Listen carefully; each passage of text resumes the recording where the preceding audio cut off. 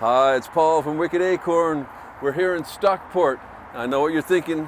What's he doing out gallivanting around? Well, I'm not. I'm here to deliver one of my Manchester Bee mosaics. Now I know what you're thinking. Stockport is not in Manchester. Well, where I come from, you'd have to get in a canoe to cross the river to get to the next town. Where I come from, you'd have to get on your pony and ride out to the railway tracks so you could argue over which side's the wrong side of the tracks. Where I come from, you'd have to make sure your gas tank is full because it's 100 miles to the next gas station.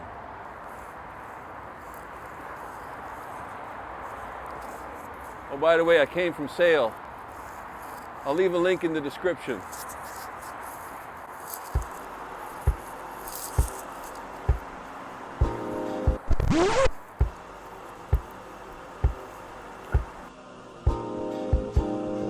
It was the American bicentennial year, 1976, and to a young boy growing up in Canada, watching it on television, it was the most boring birthday party you'd ever seen.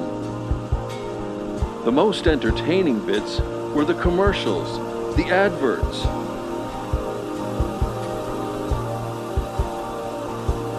KTEL presents Blockbuster. 20 original hits, 20 original stars. KC and the Sunshine Band. Silver Convention. War. Blockbuster, a new album from KTEL. 20 original hits, 20 original stars. Get it now. $5.99 LP, $6.99 tape. Problem was, we didn't have a record store where I could just go and pick it up. We had to order it in. When it came in, it didn't look right. That's not the album I ordered. These aren't the right songs. Wait a minute. Who knew? The Canadian version of KTEL albums had different songs. Well, it was still pretty cool. Track number 3, side 1, my favorite, Low Rider by War. After that, there was this really strange song by a band called 10cc. I'd never heard of 10cc. I certainly hadn't heard of Stockport or Strawberry Studios. Little did I know, many years later, it would only be a few hours' walk away from my new home.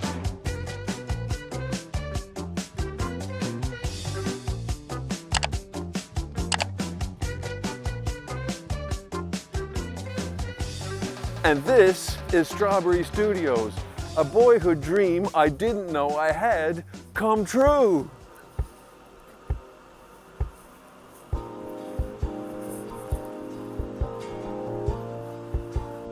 Who knew what lay ahead in 1976? Elvis would be with us for another year, and John Lennon had one last album to release after his 4-year hiatus he had just started.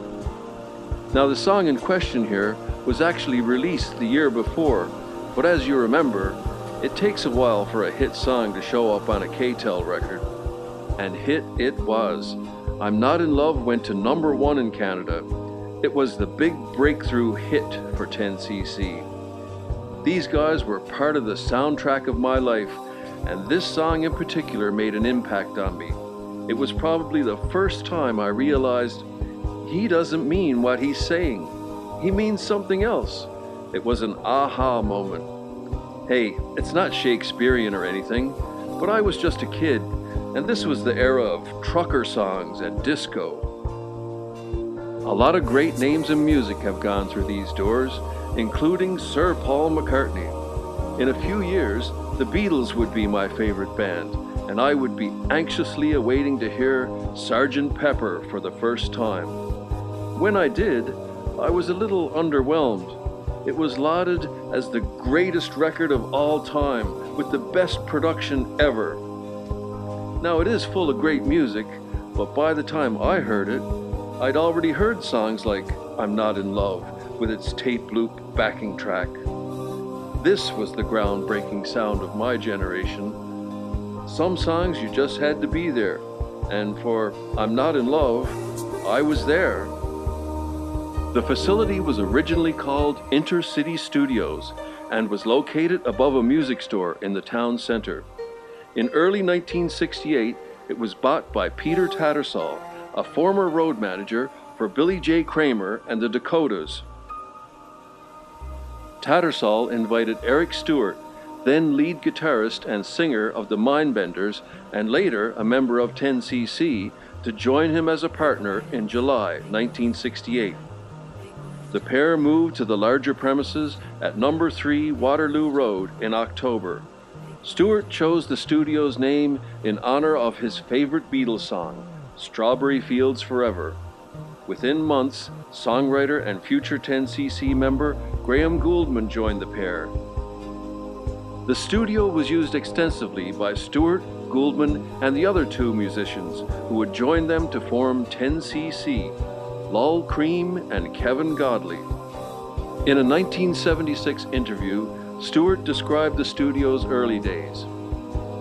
It was a very tiny studio with some stereo equipment and the walls lined with egg boxes to provide some sound insulation.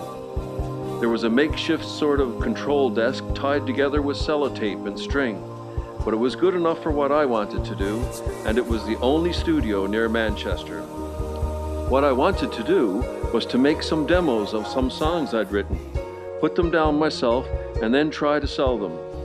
At that time, I was infected with the idea of becoming a recording engineer and building a studio where I could develop my own ideas as to what a studio should be like. Gouldman was equally enthusiastic. Ever since I started songwriting, I'd always wanted to have a studio of my own to work in and to make my own demos.